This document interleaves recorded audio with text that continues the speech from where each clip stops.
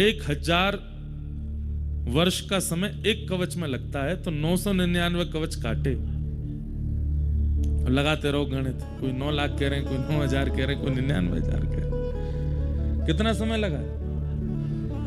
9,99,000। 9,99,000 वर्ष तक नर नारायण भगवान ने मिलकर के सहस्त्र कवच के 999 कवच काट दिए, एक कवच रह गया। जैसे एक कवच बचा, दौड़ करके सूर्य नारायण भगवान के पास गया, बोले भगवान आपने ही मुझे सहस्त्र कवच दिए थे, नर नारायण ने मिलके 999 काट दिए, मेरी रक्षा करो, एक कवच बचा है बस। सूर्य नारायण ने उसको अपनी सन्निधि प्रदान कर दी। फिर कालांतर में द्वापर में कुंती को एक संत ने मंत्र दिया था कि इस मंत्र का उच्चारण करके जिस देवता को बुलाओगे वो आ जाएगा। और कुंती ने जब उस मंत्र का उच्चारण किया तो सूर्य नारायण प्रकट हो गए। कुंती बोली मैंने तो ऐसे ही बुलाया आपको, मुझे कुछ चाहिए नहीं आपसे, मैं तो देखना चाह रही थी मंत्र में शक्ति है कि नहीं। सूर्य नारायण बोले देवी आए हैं तो कुछ दे के जाएंगे। क्या दे के जाएंगे? तब सूर्य नारायण भगवान बोले हम अपने समान एक पुत्र आपको देते हैं जिसका नाम था कर्ण। वही कर्ण जो सहस्त्र कवच था, जिसके 999 कवच कट चुके थे, एक कवच बचा था, वही कर्ण कुंती के पुत्र बने। और उसके बाद कृष्ण और अर्जुन, नर नारायण ही कृष्ण अर्जुन के रूप में प्रकट हुए। जहां पर नारायण श्री कृष्ण बने हैं और अर्जुन नर ही अर्जुन बन के आए हैं। इन्होंने फिर कर्ण के साथ में युद्ध किया, लेकिन अब वही है कि कवच 1000 वर्ष से पहले तो कटेगा नहीं, और युद्ध करना है, महाभारत का युद्ध होना, तो क्या करें? और मृत्यु नरनारायण के हाथ ही होनी है। तब फिर इंद्र को माध्यम बनाया और इंद्र ने आकर के भरी बीच युद्ध मैदान में ब्राह्मण का रूप धारण किया और दानवीर कर्ण से कहा कि मुझे दान दो। सारथी मना कर रहा है कर्ण को कि युद्ध मैदान के बीच में कोई दान नहीं होगा, लेकिन कर्ण कह रहे हैं मैं अपना नियम नहीं तोड़ूंगा, ये जो मांगेंगे सो दूंगा। बोले मांगिए विप्रवर, क्या चाहिए? अभी मैं युद्ध के बीच में हूं, मुझ पे बहुत समय नहीं है, जल्दी मांगिए, क्या चाहिए? बोले आपके कवच और कुंडल चाहिए। कर्ण समझ गए अब मेरी मृत्यु है, और उसी समय अपने कवच कुंडल विप्र को दे दिए, और सहस्त्र कवच का इतने युगों बाद जाकर के फिर संहार हुआ। तो वही नर नारायण यहां पर विराजमान है। इधर सुबह उठते ही सबसे पहले क्या करना है आप लोगों को? सूर्य नारायण भगवान को प्रणाम करो।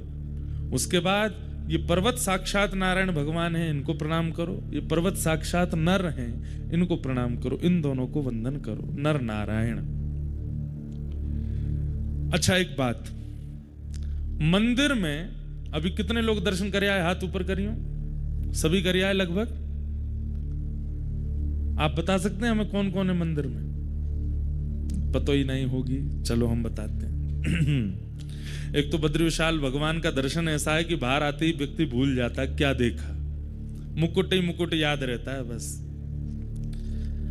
मध्य में जो विराजमान है, स्वर्ण मुकुट के बिल्कुल मध्य में, वहां पर तपस्वी भेष में भगवान नारायण विराजमान है, तप कर रहे हैं।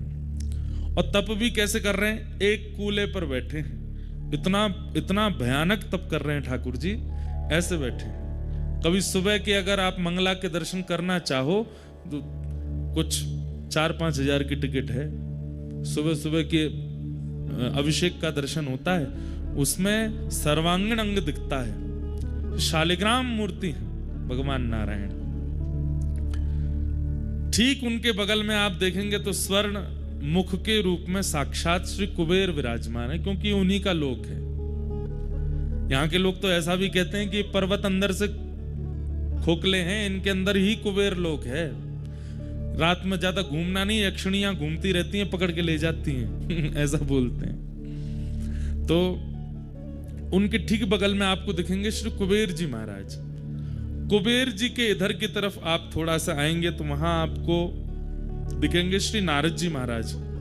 6 महीने यहाँ पर दक्षिण भारत के श्री रावल जी सेवा करते हैं, और फिर जब कपाट बंद हो जाते हैं उसके बाद यहाँ श्री नारद जी मुख्य पुजारी हैं इस मंदिर के, इसलिए नारद जी विराजमान हैं। इधर की तरफ जब आप आओगे तो आगे की ओर गरुण जी विराजमान हैं और पीछे हमारे भक्तों के अग्रगण्य श्री उद्धव जी महाराज और हम ब्रजवासियों के अति प्रिय उद्धव जी महाराज बैठे हैं ठीक बिल्कुल। और इधर की तरफ देखेंगे तो दो मूर्ति आपको दिखाई देंगी, वही नर नारायण भगवान है। ये समस्त दर्शन आपको वहां पर होगा।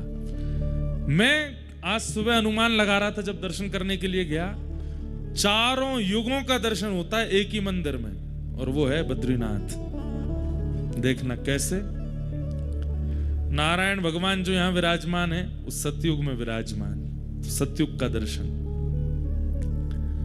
नर नारायण जो विराजमान है त्रेता से विराजमान, इसलिए त्रेता का दर्शन।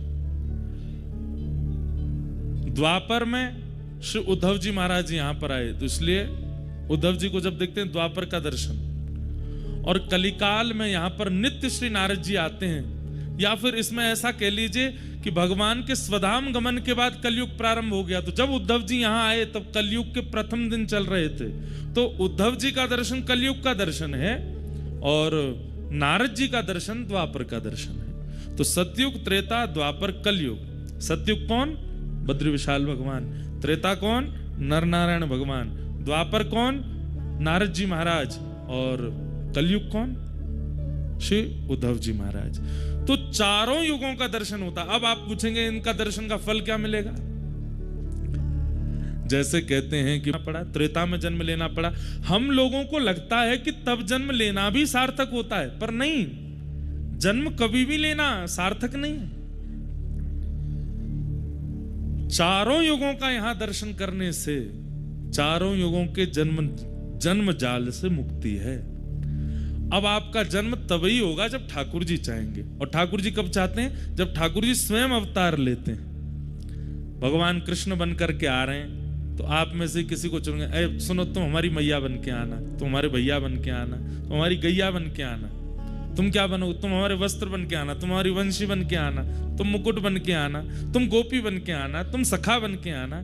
तो ये सब ठाकुर जी का परिकर प्रकट होता है जब ठाकुर जी की इच्छा होती है। ऐसे चारों युगों का दर्शन एक ही मंदिर में।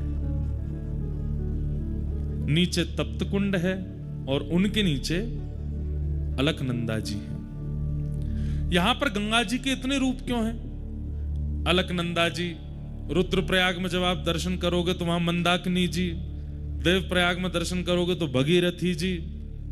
ये अलग अलग रूप क्यों हैं? क्योंकि शिव की जटाओं से गंगा जी प्रकट हो रही हैं और हिमालय की पूरी श्रृंखला शिव जटा मानी जाती है। तो जब गंगा जी प्रवाहित हुई तो आप सब भी स्नान के लिए जल डालते हैं, तो यहां से इधर से सब जगह से आता है। तो शिव जटाओं में से जब गंगा जी प्रवाहित हुई तो एक यहां से गई हैं, वो श्री अलकनंदा जी बन गई हैं। एक दूसरी तरफ से पहुंची हैं तो वो मंदाकिनी जी बन गई हैं। और फिर वहां वहां जो जो क्रियाएं लीला हुई उनके हिसाब से इनका नाम पड़ता चला गया। जानु ऋषि पी गए थे, कान से प्रकट किया इसलिए जानवी पड़ गया। भगीरथ जी लेकर के आए इसलिए भागीरथी पड़ गया। लेकिन देव प्रयाग के बाद ऋषिकेश आते आते वो केवल एक रह जाती हैं, गंगा। ऐसी मां गंगा है। तो ये सब यहाँ के दर्शन के भाव हैं और समय समय पर हम आप सबको और क्रियाएं बताते रहेंगे।